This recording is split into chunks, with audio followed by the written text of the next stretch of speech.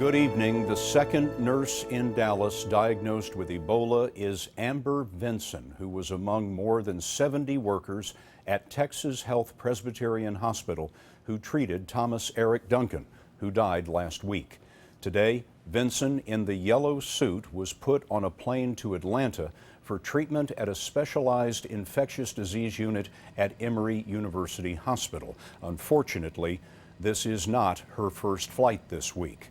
Monday night, as she was becoming ill, Vinson flew commercially from Cleveland to Dallas with 132 other passengers.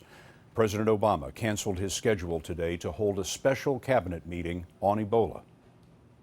What we've been doing here today is reviewing exactly what we know about what's happened in Dallas and how we're going to make sure that something like this is not repeated and that we are monitoring, supervising, overseeing in a much more aggressive way exactly what's taking place in Dallas initially, and making sure that the lessons learned are then transmitted to hospitals and clinics all across the country.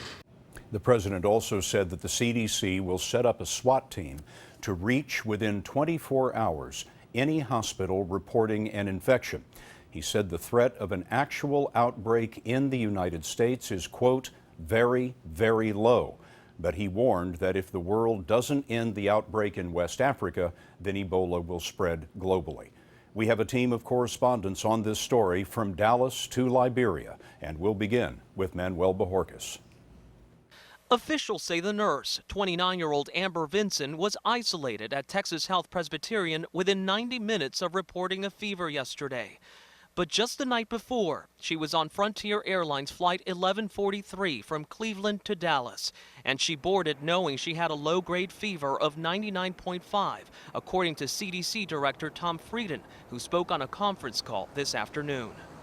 The healthcare worker number 2 should not have been allowed to travel by plane or any public transport by virtue of the fact that she was in an exposed group. Officials are now trying to track down the other 132 passengers, though Frieden says their risk of infection is considered extremely low.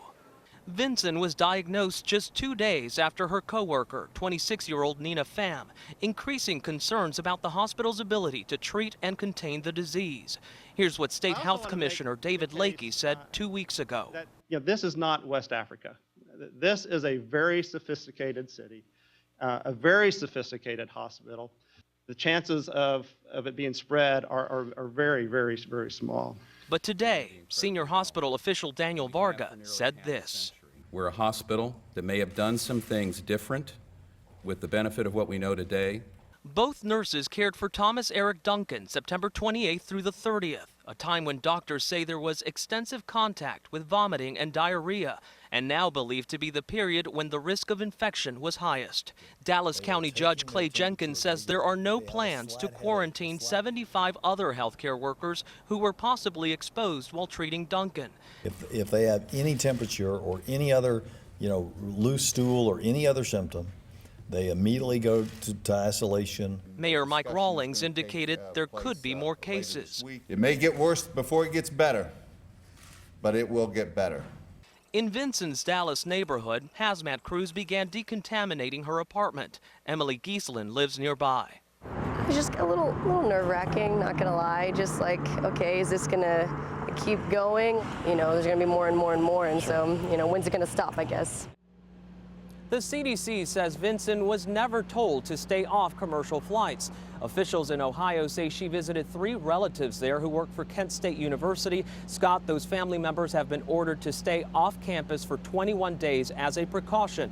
And tonight, the first nurse who contracted the virus, Nina Pham, remains here in good condition. Thanks, Manuel.